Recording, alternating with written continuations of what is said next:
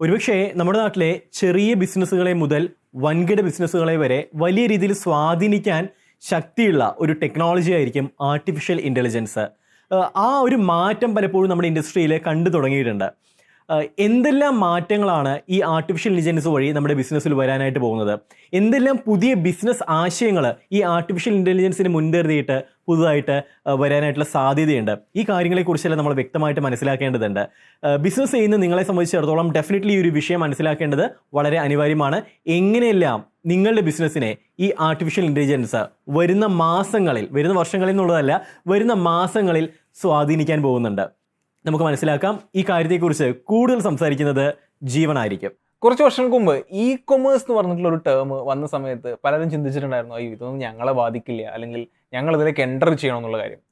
പക്ഷെ വളരെ പെട്ടെന്ന് തന്നെ ആ ഇൻഡസ്ട്രി മാറി മറിഞ്ഞു. ഇന്ന് വളരെ ചെറിയൊരു ബിസിനസ്സിന് പോലും ഒരു കൊമേഴ്സ് സ്റ്റോർ ഉണ്ടാവേണ്ടത് അനിവാര്യമായി കഴിഞ്ഞു.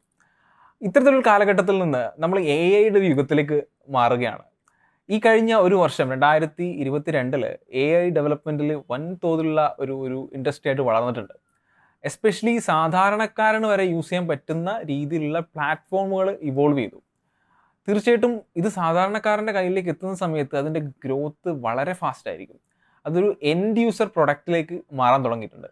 അത്തരത്തിൽ AI ഇൻഡസ്ട്രിയിൽ വലിയ മാറ്റങ്ങൾ വരുമ്പോൾ ഇത് നമ്മുടെ ബിസിനസ്സിനെ എങ്ങനെ ബാധിക്കും, അല്ലെങ്കിൽ ഏതൊക്കെ രീതിയിൽ നമുക്ക് ഉപയോഗിക്കാം എന്നുള്ള കാര്യം നമുക്ക് നോക്കാം. ഒരു സാധാരണ ബിസിനസ്സിലേക്ക് വരുന്ന സമയത്ത് 3 ഇൻഡസ്ട്രീസിലായിരിക്കും ഈ AI ഡെവലപ്മെൻറ്റ് കാര്യമായിട്ട് ബാധിക്കാൻ പോകുന്നത്. ഒന്ന് കസ്റ്റമർ സർവീസിലായിരിക്കും, 2 പ്രെഡിക്ഷൻ അല്ലെങ്കിൽ ഫ്യൂച്ചർ പ്രെഡിക്ഷൻ, അത്തരത്തിലുള്ള ഡാറ്റ അനാലിസിസ്, അത്തരം ഒരു സെഗ്മെൻറ്റ്. ഇനി മൂന്നാമത്തായിട്ട് ഒരു പേഴ്സണൽ റെക്കമെൻഡേഷൻ ലെവലിലേക്കും വരുന്നുണ്ട്. നമുക്ക് ഓരോന്നായിട്ട് നോക്കാം.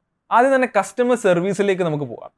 ഒരു കസ്റ്റമർ സർവീസിൽ നമുക്കിന്നറിയാം, ഇന്ന് പല വെബ്സൈറ്റുകളിലേക്കും പോകുന്ന സമയത്ത് നമ്മളോട് ചാറ്റ് ചെയ്യുന്നത്, ആമസോണിലാണെങ്കിൽ ഫ്ലിപ്കാർട്ടിലൊക്കെ ആദ്യം ചാറ്റ് ചെയ്യുക ഒരു വെർച്വൽ അസിസ്റ്റൻ്റ് അല്ലെങ്കിൽ ഒരു ചാറ്റ് ബോട്ട് ആയിരിക്കും. ഈ ചാറ്റ് ബോട്ട് കുറച്ച് റിക്വസ്റ്റഡ് ആയിട്ടുള്ള അല്ലെങ്കിൽ സെറ്റ് ആയിട്ടുള്ള കുറച്ച് ഇൻഫർമേഷൻ നമുക്ക് തരുന്നു. നമുക്കതിന് സെലക്ട് ചെയ്ത് പോകുന്ന ലെവലിലേക്കാണ് ഇപ്പോൾ ഉള്ളത്. ഇനി AI ഇംപ്ലിമെൻറ്റ് ചെയ്ത് തരുന്ന സമയത്ത്, അതായത് ചാറ്റ് GPT ഒക്കെ പോലുള്ള പ്ലാറ്റ്ഫോമുകൾ ഇൻറ്റഗ്രേറ്റ് ചെയ്യുന്ന ഒരു ലെവലിലേക്കുള്ള ചാറ്റ് ബോട്ടുകൾ അല്ലെങ്കിൽ ഒരു വെർച്വൽ അസിസ്റ്റൻറ്റ് എന്ന ലെവലിൽ തന്നെ നമുക്കതിനെ വിശേഷിപ്പിക്കാം. നമുക്കുള്ള റെക്കമെൻഡേഷൻസ് തരിക, നമുക്ക് അപ്പോയിൻമെൻറ്റുകൾ കൃത്യമായിട്ട് ഷെഡ്യൂൾ ചെയ്യുക, നമ്മുടെ ക്വസ്റ്റ്യൻസിന് കുറച്ചും കൂടെ ആധികാരികമായിട്ട്, പലപ്പോഴും ഇപ്പോൾ നമ്മൾ അത്തരത്തിലുള്ള ചാറ്റ് ബോട്ടുകളോട് ചോദിക്കുന്ന ക്വസ്റ്റ്യൻസിന് കൃത്യമായൊരു മറുപടി ഒന്നുമല്ല കിട്ടാറ്. പക്ഷേ നമ്മുടെ കസ്റ്റമറിനെ തിരിച്ചറിഞ്ഞുകൊണ്ട് കൃത്യമായിട്ടുള്ള മറുപടികളും ഒരു കസ്റ്റമർ സർവീസ് ഏജൻറ്റ് ചെയ്യുന്ന 90% ജോലികളും ഈ ഒരു AI ചാറ്റ് ബോട്ടിന് ചെയ്യാൻ പറ്റുന്ന ലെവലിലേക്ക് മാറാനുള്ള സാധ്യതയുണ്ട്. ഇത്തരത്തിലുള്ളൊരു AI ചാറ്റ് ബോട്ട് അല്ലെങ്കിൽ ഒരു വെർച്വൽ അസിസ്റ്റൻറ്റ് എന്ന ലെവലിലേക്കുള്ള ഒരു ഇൻ്റഗ്രേഷൻ നടക്കാൻ പോവുകയാണ്. ഇത്തരത്തിലുള്ള പ്ലാറ്റ്ഫോമുകൾ സാധാരണക്കാരന് പോലും അവൻ്റെ വെബ്സൈറ്റിലേക്ക് അല്ലെങ്കിൽ അവൻ്റെ സോഷ്യൽ മീഡിയ പ്ലാറ്റ്ഫോമുകളിലേക്ക് ഇൻ്റഗ്രേറ്റ് ചെയ്യാൻ പറ്റുന്ന രീതിയിലുള്ള പ്ലാറ്റ്ഫോമുകൾ വന്നു തുടങ്ങിയിട്ടുണ്ട്. ഒരു സാധാരണ കസ്റ്റമർ അതിൽ കയറി ഒരു പ്ലാൻ ചൂസ് ചെയ്യാം, നമ്മുടെ ഇതുമായിട്ട് ഇൻ്റഗ്രേറ്റ് ചെയ്ത് കണക്ട് ചെയ്ത് യൂസ് ചെയ്യാൻ പറ്റുന്ന, നമ്മുടെ കസ്റ്റമർ സർവീസ് ഡാറ്റയൊക്കെ എൻ്റർ ചെയ്തുകൊണ്ട് അത്തരത്തിൽ പ്രവർത്തിക്കാൻ കഴിയുന്ന, നമുക്ക് കംപ്ലീറ്റ്ലി ഒരു കസ്റ്റമേഴ്സിൻ്റെ ഒരു CRM മൊത്തം ഡീൽ ചെയ്യുന്ന ലെവലിലേക്കുള്ള സർവീസുകൾ ഓഫർ ചെയ്യുന്ന പ്ലാറ്റ്ഫോമുകൾ വരുന്നുണ്ട് അല്ലെങ്കിൽ വരാൻ പോകുന്നുണ്ട്. അത്തരം കാര്യങ്ങൾ നമ്മൾ അപ് ടു ഡേറ്റ് ആയിട്ട് ഇരിക്കേണ്ടതുണ്ട്.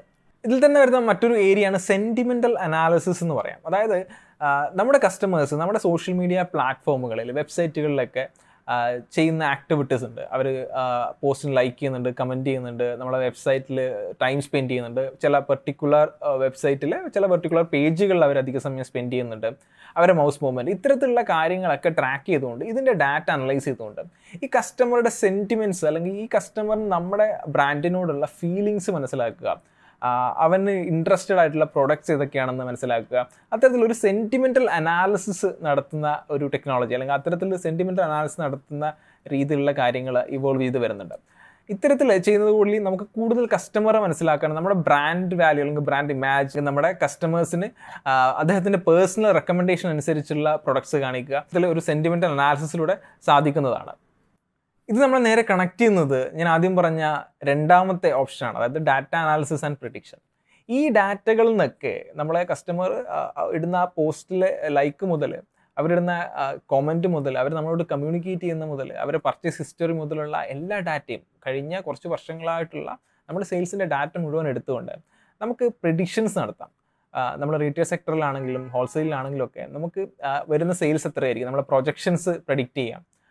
നമുക്ക് ഇൻഡസ്ട്രിയിൽ വരുന്ന ചേഞ്ചുകൾ അനുസരിച്ചുള്ള പാരാമീറ്റേഴ്സ് കൂടെ ഇൻപുട്ട് ചെയ്തുകൊണ്ട് നമുക്ക് എത്രത്തോളം പ്രഡിക്ഷൻ കൊണ്ടുവരാം, നമുക്ക് ഫ്യൂച്ചർ എങ്ങനെ ആയിരിക്കുമെന്ന് പ്രഡിക്റ്റ് ചെയ്യുക, അതനുസരിച്ച് പ്രിപ്പയർ ആവാൻ സാധിക്കുന്ന രീതിയിലുള്ള പ്രഡിക്ഷൻസും ഡാറ്റ അനാലിസിസും നടത്തിക്കൊണ്ട് നമ്മുടെ കസ്റ്റമർ സർവീസ് മാത്രമല്ല നമ്മുടെ ബിസിനസ്സിൻ്റെ ഓവറോൾ പെർഫോമൻസിനെ ഒന്ന് വിലയിരുത്താനും അതിനെ ഇംപ്രൂവ് ചെയ്യാനും വേണ്ടിയിട്ട് ഉപയോഗിക്കുന്ന ടൂളുകളും ഇന്ന് അവൈലബിൾ ആണ്.